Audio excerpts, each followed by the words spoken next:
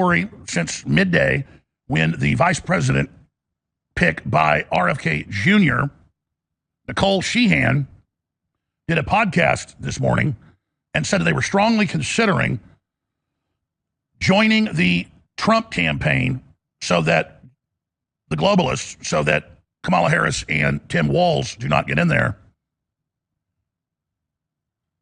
I shot a report about it a few hours ago, and then I started reaching out to some of my contacts, and I was able to confirm about an hour ago that RFK Jr. is going to be endorsing President Trump this Friday in Los Angeles.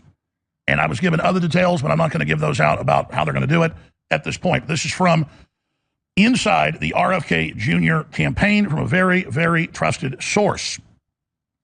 And it turns out that when I started reaching out to people, they reached out to some of their contacts, and then I was called back from someone inside of their operation who'd already seen the X post we did about 2 hours ago at Real Alex Jones, where I surmised the fact that RFK Jr. saw his father murdered when he was the Attorney General, saw his uncle, the president, murdered, and that he saw them attempt to kill Trump, and that he knows that the same Secret Service that's been trying to get him killed has not given him any Secret Service protection, and that I believe that was the straw that broke the camel's back. I also had sources very close to his campaign, high up, that had told me that he had been gunning for the head of the EPA or the head of the NIH or even the Attorney General slot that his father, Robert F. Kennedy Sr., had.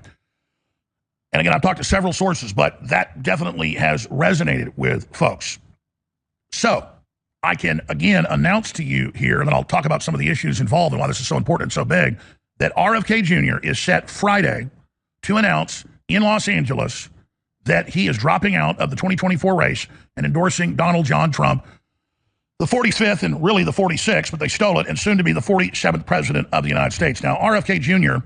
has also really been upset by being taken off the ballot of his home state for most of his life, New York City, and the fact that the corporate media and the Democrats didn't just refuse him Secret Service protection, but that they also, again, did things like pull him off the ballot when he was legally and lawfully on it, saying he didn't even live in the state, even though he's domiciled there.